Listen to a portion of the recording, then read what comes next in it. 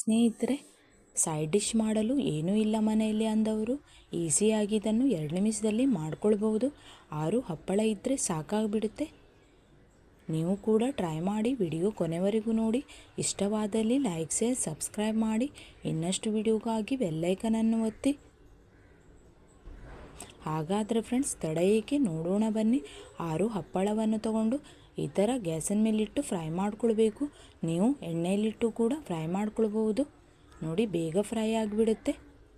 ಈಗ ಒಂದು ಪ್ಲೇಟಲ್ಲಿ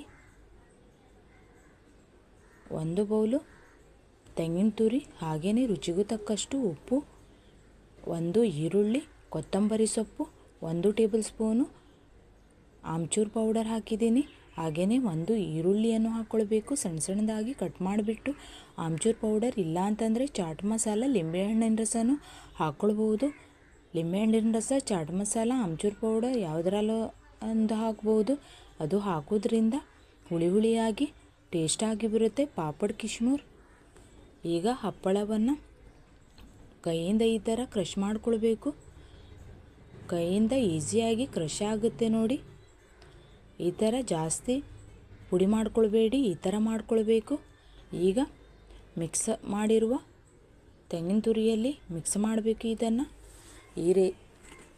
ಪಾಪಡ್ ಕಿಶ್ಮೂರ್ ಫ್ರೆಂಡ್ಸ್, ಊಟದ 5 ನಿಮಿಷ ಮೊದಲೇ ಮಾಡ್ಕೊಳ್ಳಿ. ಮೊದಲೇ ಮಾಡಿಡಬೇಡಿ. ಮೊದಲೇ ಮಾಡಿಡುವುದರಿಂದ ಪಾಪಡ್ ಕಿಶ್ಮೂರ್ ಹಾಳಾಗಿಬಿಡುತ್ತೆ. ಯಾಕಂತಂದರೆ ಹಸಿ ಈರುಳ್ಳಿ ಎಲ್ಲ ಹಾಕಿದ್ವಿ ನಾವು, ಅದಕ್ಕೋಸ್ಕರ ಊಟದ ಮುಂಚೆ 5 ನಿಮಿಷ ಮುಂಚೆ ಮಾಡ್ಕೊಂಡು ತಿನ್ನಬೇಕು. ಸೈಡ್ ಡಿಶ್ ಆಗಿ ತಿನ್ಬೋದು. ನೀವು ಯಾವುದೇ ರೀತಿಯ ಹಪ್ಪಳವನ್ನು ಯೂಸ್ ಮಾಡ್ಕೊಳ್ಬೋದು ಫ್ರೆಂಡ್ಸ್. ರೆಡಿಯಾಗಿದೆ ನೋಡಿ ಪಾಪಡ್ ಕಿಶ್ಮೂರ್. ನೀವು ಕೂಡ ಟ್ರೈ ಮಾಡಿ.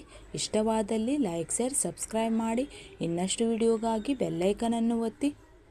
ಇದೇ ರೀತಿ ಹೊಸ ರೆಸಿಪಿಗಳಿಗಾಗಿ ಈ ಕೂಡಲೇ JR ರೆಸಿಪಿಯನ್ನು ಸಬ್ಸ್ಕ್ರೈಬ್ ಮಾಡಿ.